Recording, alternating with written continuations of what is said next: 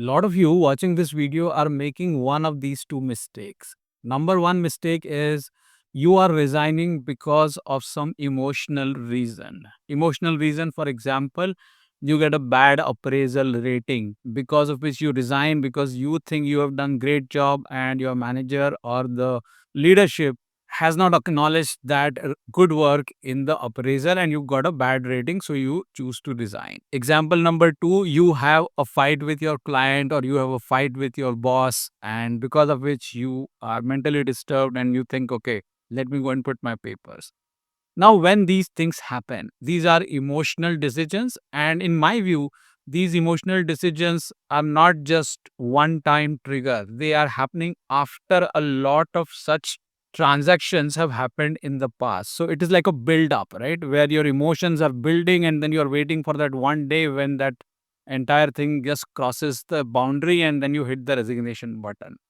I keep getting a lot of inquiries around this that Anand, I left my job because of this reason, that reason. All of those are emotional and valid reasons. I'm not saying it is wrong to be emotional. What I'm saying is that what you missed, my dear friend, is the pattern. Okay, so if you had noted a pattern of things which are not happening right with you, and if you realize that emotionally you are getting triggered slowly, okay, so that one fine day when you reach that point where you just don't care and that you resign.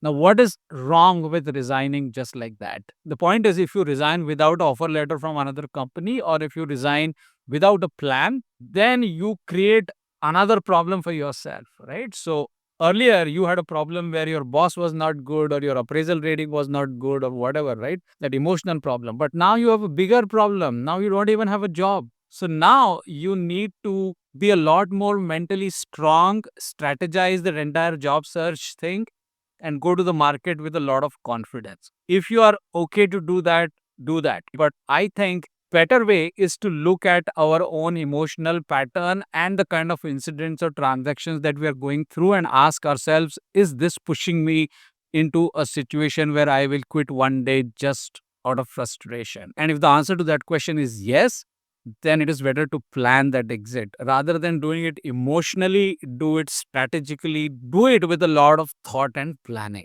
Okay, so that's one point. Second point is, whenever layoffs are announced in any company, let's say Accenture says 11,000 employees we're firing, TCS says we're going to fire 12,000. If you are working with Accenture or if you're working with TCS, example, and you hear that kind of announcement, lot of people think that I will not be in that 11,000. A lot of people think I will not be in that 12,000. And that is a mistake. You make a mistake even if you are not part of that 11,000 or 12,000. Somebody else is getting fired. But if you tell yourself, I am not part of that 11K or 12K, the mistake is you are not taking action because today you are not on that list, but tomorrow you may be on that list.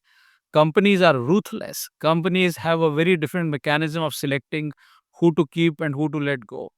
You will get a shop one fine day. So don't be happy if you are not on that 11K or 12K and then sit idle. As soon as the announcements are done, start to take action. I don't need to tell you what action. It's the same thing I talk every time. Resume, LinkedIn, job search, interviews, keep yourself updated, have a pulse on the market. Unless you are used to it, you will take at least 60 to 90 days to get it done if you start afresh, especially with people who have not searched for jobs for many years. So every time you see that announcement coming in your company, think that this is going to happen to me. Prepare for the worst. Even if that does not happen to you, it's good if it does not happen to you, but prepare for the worst. Don't wait for that moment when that unfortunate thing will happen to you. Start to prepare. Prepare for the worst and start to take action.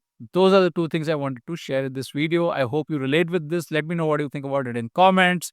If you are new to the channel, please subscribe. And if you like the video, hit the like and the hype button and share it in your WhatsApp groups. I'll see you in another video soon. Take care and bye for now.